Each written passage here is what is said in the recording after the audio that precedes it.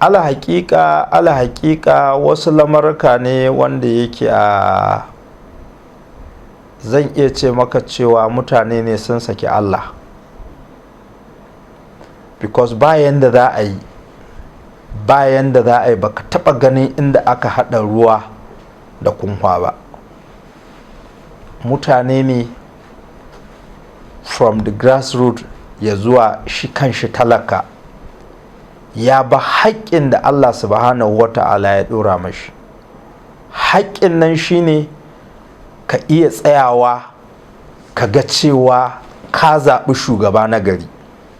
Dukkan lokacin da aka ce maka cewa al'umma sun kawo son rai daga cikin zaɓawa mutane shugabanni, to wannan matsalar idan za a ci gaba da yanta har ƙarshen duniya, ban ga ranar da Najeriya za ta fito daga cikin matsalar nan ba, sai ranar da ni da kai da dukanmu sai mun ji tsoron Allah, mun san cewa wani irin mutane ne suka cancanci shugabannin al'umma.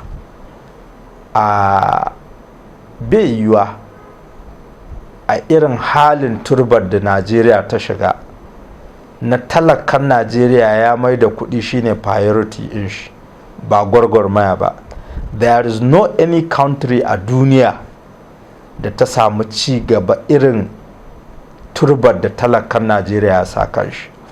Shi yasa muke ganin in ba talakan Najeriya ya ɗauko turba Allah ba, kuma sun kalli matsalar da ƙasar nan take ciki, to ina mai matuƙar gaya maka ni ban ga ranar da Najeriya za ta fita daga cikin waɗannan abubuwa ba. A hurumina shine sai mutane sun fidda magana kuɗin siyasa daga cikin rayuwar al'umma. Kamar in iya ce maka cewa kansa ta ɗan Najeriya ita ce virus ɗin da ke bin talakan Najeriya. Duk mutumin da yake da ciwon kansa, ka san ba sauƙi take ba ko? To talakan Najeriya ya ɗauko kansar da yake ko turawan duniya za su taru a kan kansar Najeriya, ban ga ranar da za a ce an samu warakarta ba. Bayan da za a yi kai ka zo ka karɓi kuɗi a hannuna tun daga ward level, idan ka fito yin takara sai 'yan unguwar ka sun fara cewa kayan aikin meye ya kawo.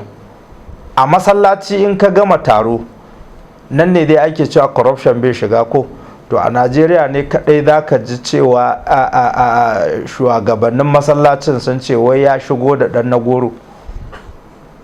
To kaga kenan ma ashe in haka za mu ci gaba da tafiya, to ni ban ga ranar da kansar Najeriya za ta fita daga wannan abin da take ciki ba. To mafita ɗaya ta ɓangaren siyasa shine sai talakan Najeriya ya ɗauki 'ya'yan shi a matsayin cewa mutane ne da yake so su yi rayuwa ta hanyoyi da yawa. Shine sai ya kalli ilimin 'ya'yan shi, sai ya kalli asibitin 'ya'yan shi, sai ya kalli lafiyar 'ya'yan shi, sai ya kalli menene abin da 'ya'yan shi ma suke ci. Kaga kenan food and security ya shigo ciki kenan.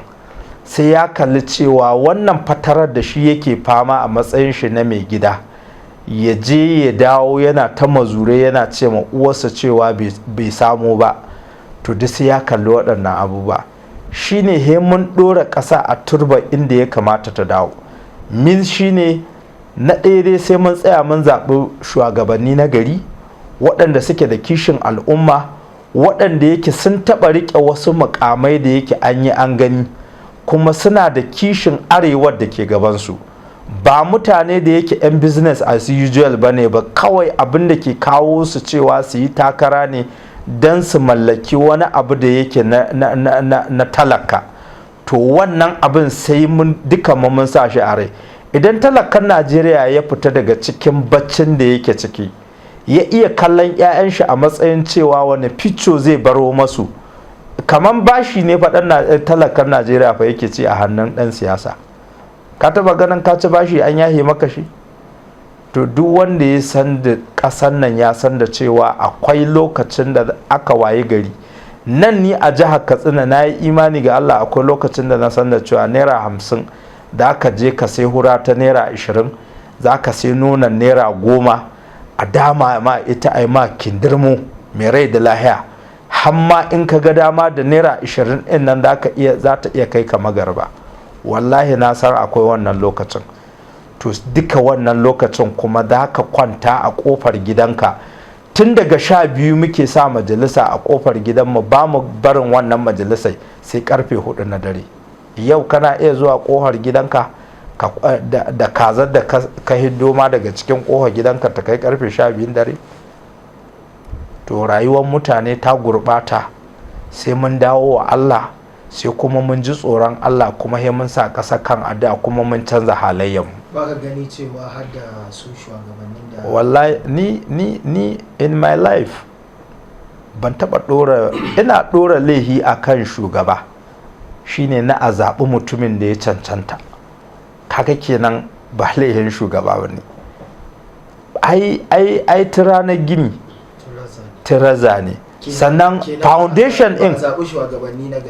foundation in shine da ka fara duba akan gininka.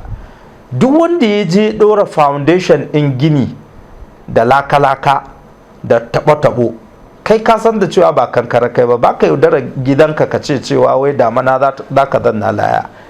Tun from the day one ba kai kankara ba, kawai kana so building ɗinka kawai sai ka ɗora upstairs. Kai ka san ma da cewa ai sati ɗaya ana yin ruwa mai kyau, da kai da iyalanka da a ƙofar gida za a gan ku kuna sintiri kamar 'yan banga. Shi ne magana gaskiya.